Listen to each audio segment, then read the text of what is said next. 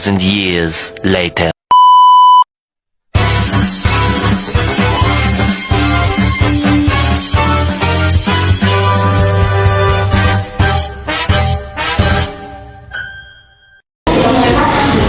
Selamat siang kalian semua.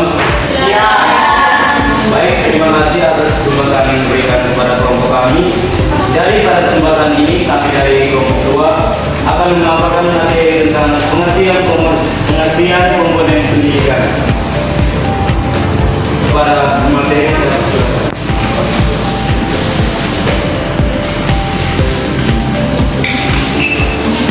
Pertama, pengertian komponen pendidikan. Komponen pendidikan adalah berbagai elemen yang saling berinteraksi dan bekerjasama untuk mencapai tujuan pendidikan. Tanpa adanya komponen-komponen ini, proses pendidikan tidak akan berjalan dengan efektif. Yang berikut, sistem pendidikan. Sistem pendidikan adalah totalitas interaksi dari seperangkat unsur-unsur pendidikan yang bekerja sama secara terpadu dan saling melengkapi satu sama lain menuju tercapainya pendidikan yang telah mencapai cita-cita bersama para pelakunya.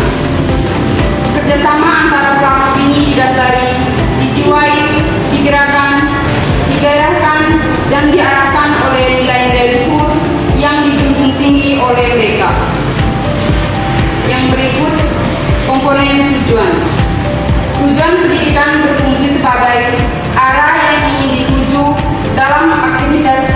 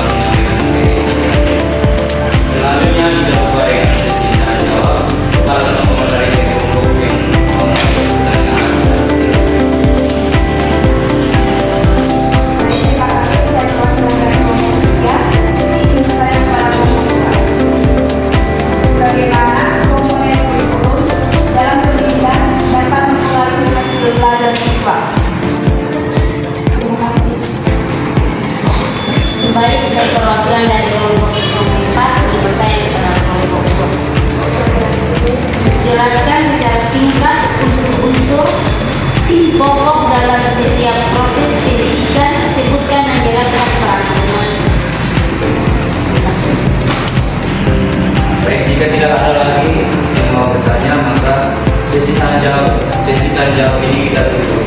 Kami minta waktu 2 menit untuk mencari jawaban.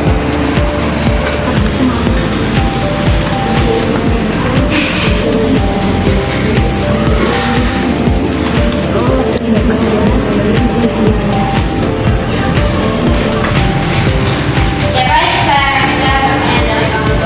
Iya, dengan bunyi pertanyaan, bagaimana komponen kurikulum dalam pendidikan dapat mencegah keterlibatan siswa?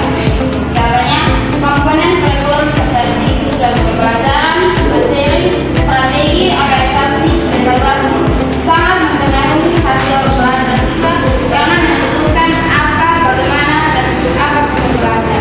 Kurikulum yang terstruktur dan relevan membantu guru menciptakan pengalaman belajar yang bermakna aktif, kritis, dan komunikatif, menghasilkan siswa yang berpengetahuan, terampil, dan adaptif. Sementara kurikulum yang sering berubah atau tidak jelas dapat membingungkan dan menurunkan prestasi siswa. Kata Karina.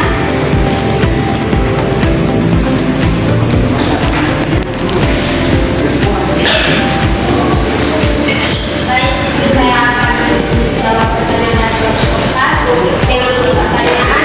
Jelaskan secara singkat unsur-unsur pokok dalam setiap proses pendidikan. Sebutkan dan jelaskan peran masing-masing.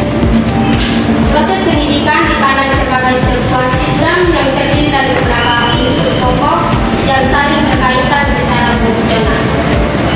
Yang pertama, tujuan pendidikan. Peranannya sebagai memberikan arah dan landasan bagi seluruh kegiatan pendidikan. Yang kedua, pendidik, guru atau dosen. Sebagai subjek pembimbing yang bertanggung jawab dalam mengarahkan, memotivasi, dan memberikan materi kepada peserta didik. Yang ketiga, peserta didik, siswa atau mahasiswa. Sebagai subjek didik yang dibimbing dan memiliki potensi seperti bakat, minat, dan kemampuan untuk dikembangkan. Yang keempat, materi pendidikan atau kurikulum. Peranannya merupakan isi atau bahasa ajar atau bahan ajar yang harus dikuasai oleh peserta didik untuk mencapai tujuan pendidikan yang telah ditetapkan. Yang kelima, metode dan alat pendidikan. Cara atau sarana yang digunakan untuk menyampaikan materi agar lebih mudah dipahami oleh peserta didik. Yang keenam, lingkungan pendidikan. Menyediakan situasi atau kondisi yang mendukung secara interaktif edukatif. Yang ketujuh, evaluasi pendidikan. Alat untuk mengukur sejauh mana keberhasilan proses pendidikan dan pencapaian tujuan belajar baik dari sisi kognitif maupun psikomotorik. Bagaimana Pak?